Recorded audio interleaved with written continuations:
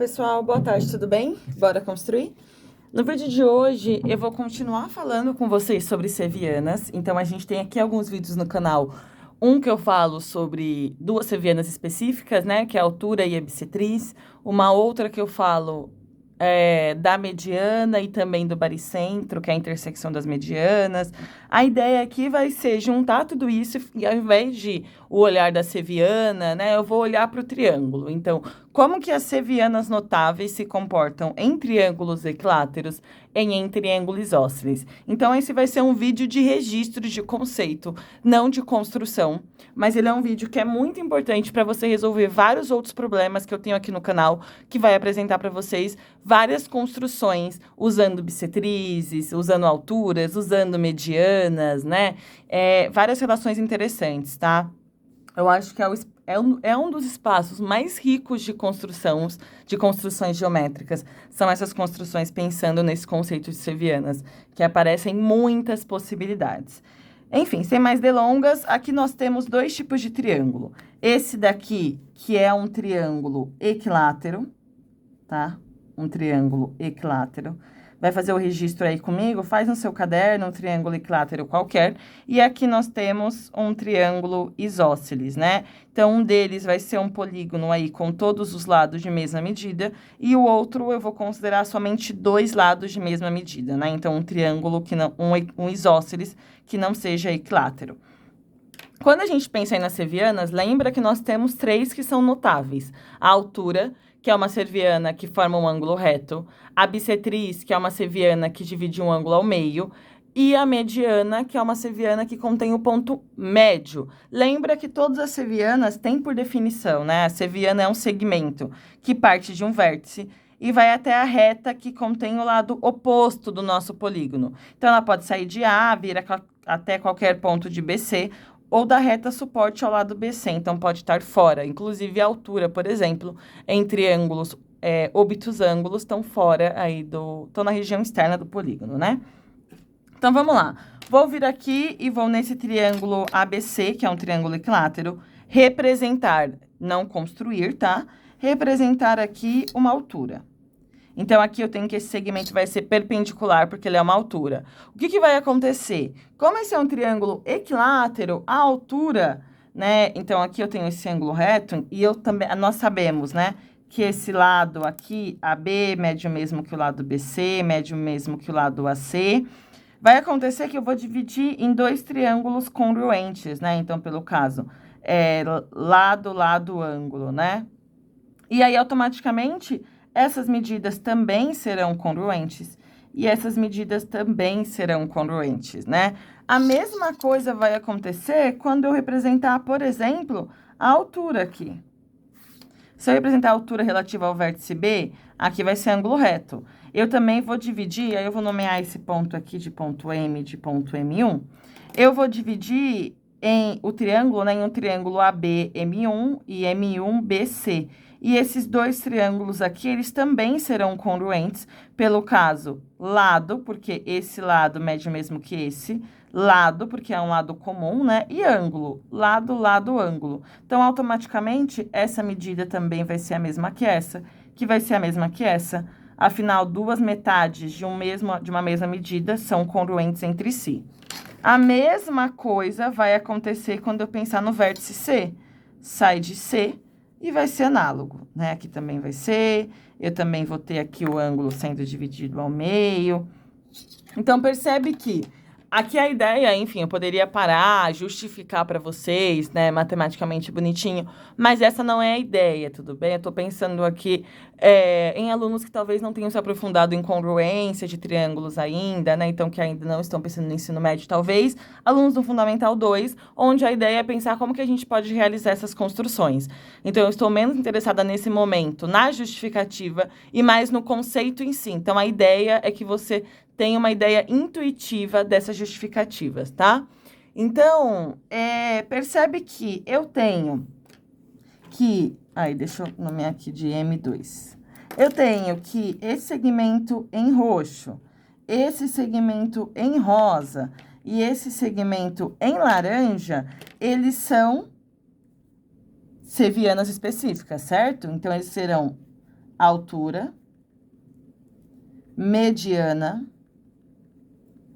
e bissetriz. Se eles são essas três coisas ao mesmo tempo, esses pontos, esse ponto, né, que eles se encontram, que eu vou chamar de ponto S, também vai ser um ponto importante. Porque o ponto S, afinal de contas, ele é a intersecção das alturas, então ele é o ortocentro. Ele é a intersecção das bissetrizes, então ele é um incentro. E ele é a intersecção da mediana, então ele é o baricentro. Então, esse ponto vai ser tudo ao mesmo tempo. E alguns autores, se eu não me engano, chamam esse ponto de superponto, né? Porque esse ponto, ele vai ser ao mesmo tempo ortocentro, que é a intersecção das alturas, baricentro, que é a intersecção das medianas, incentro, que é a intersecção das bissetrizes, e circuncentro, que é a intersecção das mediatrizes. Apesar da mediatriz não ser uma seviana, nota que a reta que contém a mediatriz, a reta que é a mediatriz de AC, vai conter essa seviana, porque vai ser perpendicular e passa pelo ponto médio. Então, esse ponto, ele é tudo ao mesmo tempo. Então, em um triângulo equilátero, todas as sevianas coincidem e os pontos notáveis são os mesmos. Nossa, minha mão tá seca, né? Com calo, enfim. Tudo bem? E aqui, vamos lá. Num triângulo isósceles, será que a mesma coisa vai acontecer? O que vocês acham? Não, né? Então, não teria falado separado, né? Para começar. Mas algo de especial vai acontecer, né? Algo aqui, porque eu não estou falando desse triângulo à toa. O que vai acontecer aqui é, se eu traçar a altura relativa ao vértice D, sendo aqui perpendicular, eu também teria a mesma situação, que esse triângulo aqui vai ser congruente a esse, pelo caso lado, ângulo, certo? Lado de mesma medida, que é o lado do trapézio do triângulo isósceles, a altura, que é um lado comum, e o ângulo reto, que vai estar nos dois triângulos. Então, eu tenho que também, essas medidas aqui serão as mesmas, e esses ângulos aqui também serão congruentes. Perceba que num triângulo equilátero, eu consigo saber com exatidão qual vai ser a medida desse ângulo, então, serão ângulos que medirão 30 graus. Aqui eu não consigo saber, né, porque o triângulo isósceles pode ter aí medidas de ângulos diferentes. O que importa é que os ângulos da base sejam congruentes, e a soma de 180, como em qualquer outro triângulo. Beleza, então eu sei que em rosa, esse segmento em rosa, eu tenho que esse segmento, ele vai ser altura, bissetriz e mediana. Certo? Tá bom. Então, o que eu tô te dizendo é que só desse vai ser. Se eu traçar, por exemplo, a altura aqui relativa ao vértice E, nada me diz que necessariamente esse triângulo vai ser congruente a esse, né? Mas esse ponto aqui, ele é um ponto específico. Afinal de contas, em rosa e em laranja eu tenho alturas. Então, esse ponto aqui é o nosso ortocentro. Se eu traçar a mediana, eu sei que essa intersecção aqui, então, vou colocar aqui aspas de congruência, 3. Essa intersecção, que eu vou chamar de ponto G, vai ser o baricentro. Afinal de contas, em rosa e em verde, eu tenho medianas. E aí, eu também tenho que o incentro, então, ele vai partir do vértice E, e ele vai dividir, desculpa, o incentro não, né? A bissetriz vai dividir aqui isso em dois ângulos de mesma medida, e aí esse ponto aqui é o incentro. Então, vou puxar aqui uma setinha para vocês. Esse ponto G é o que a gente chama de baricentro. Esse ponto I é o que a gente chama de incentro. Esse ponto O é o que a gente chama de ortocentro. Então, perceba que, nesse caso, os pontos notáveis não coincidiram.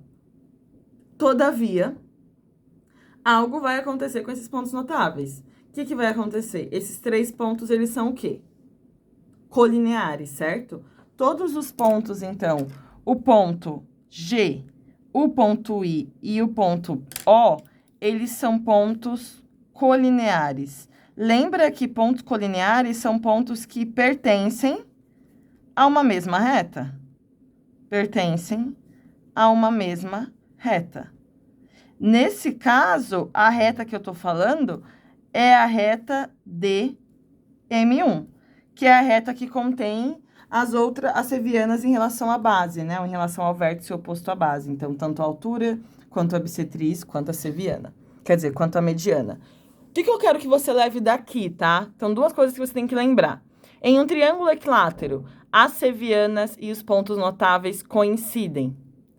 Em um triângulo isósceles, as sevianas em relação à base coincidem, só em relação à base, e os pontos notáveis são colineares, ou seja, pertencem à mesma reta. Se você precisar escrever uma frase resumo, é essa que eu acabei de falar, tá? Volta o vídeo e talvez seja bom você escrever aí, porque é um resumão dessas ideias. E aí, curtiram?